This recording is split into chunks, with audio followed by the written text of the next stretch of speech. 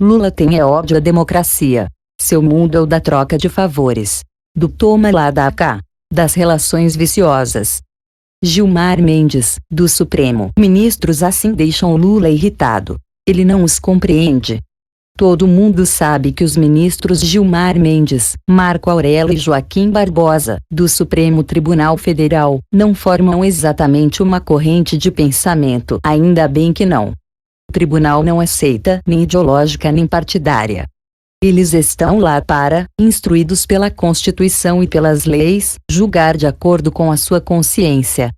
Nem devem prestar atenção nem ao alarido das ruas nem aos bochichos de corredores. Só que Luiz Inácio Lula da Silva, que supõe encarnar em si mesmo os poderes executivo, legislativo e judiciário, não se conforma com isso. Nesta segunda, esses 3 ministros afinaram suas vozes para reagir aos ataques que Lula desfechou contra o STF.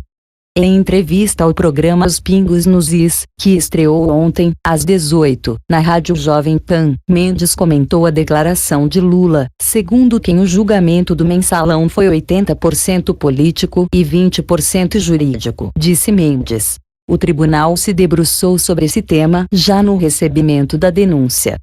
Depois, houve várias considerações técnicas. Houve rejeição da denúncia em muitos pontos. Houve toda uma instrução processual, e o tribunal julgou com clareza e examinou todas essas questões. O ministro está afirmando, em suma, que se fez um julgamento técnico. Joaquim Barbosa, presidente do Supremo, também reagiu. O juízo de valor emitido pelo ex-chefe de Estado não encontra qualquer respaldo na realidade e revela pura e simplesmente sua dificuldade em compreender o extraordinário papel reservado a um judiciário independente em uma democracia verdadeiramente digna desse nome. Pois é, este é o ponto. Lula não se conforma que a justiça não ceda às injunções da política e, claro, da sua política. Ora, voltemos um pouquinho no tempo. Em abril de 2012, o chefão do PT convidou o ministro Gilmar Mendes para um bate-papo. Ele queria adiar a todo custo o início do julgamento do mensalão.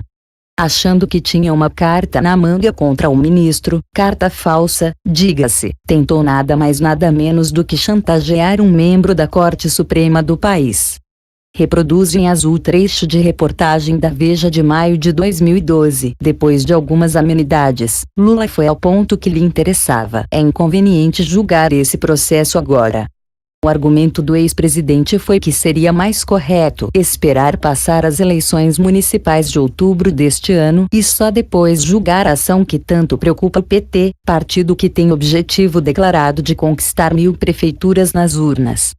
Para espíritos mais sensíveis, Lula já teria sido indecoroso simplesmente por sugerir a um ministro do STF o adiamento de julgamento do interesse de seu partido. Mas vá lá. Até aí, estaria tudo dentro do entendimento mais amplo do que seja uma ação republicana. Mas o ex-presidente cruzaria a fina linha que divide um encontro desse tipo entre uma conversa aceitável e um evidente constrangimento. Depois de afirmar que detém o controle político da CPI do Cachoeira, Lula magnanimamente ofereceu proteção ao ministro Gilmar Mendes, dizendo que ele não teria motivo para preocupação com as investigações. O recado foi decodificado. Se Gilmar aceitasse ajudar os mensaleiros, ele seria blindado na CPI. Fiquei perplexo com o comportamento e as insinuações despropositadas do presidente Lula, disse Gilmar Mendes à Veja. O ministro defende a realização do julgamento neste semestre para evitar a prescrição dos crimes. Retomo. Lula havia recebido a falsa informação de que Mendes teria relações com Carlinhos Cachoeira. Como se tratava de uma mentira inventada pela rede suja na internet, seu esforço indecoroso caiu no vazio, e Mendes denunciou a tentativa de chantagem. Com Barbosa, a relação passou a ser de ódio explícito. O chefão do PT não cansou de repetir nos bastidores que Barbosa devia a ele a sua nomeação. Que só havia um negro da corte porque ele tomara essa decisão política.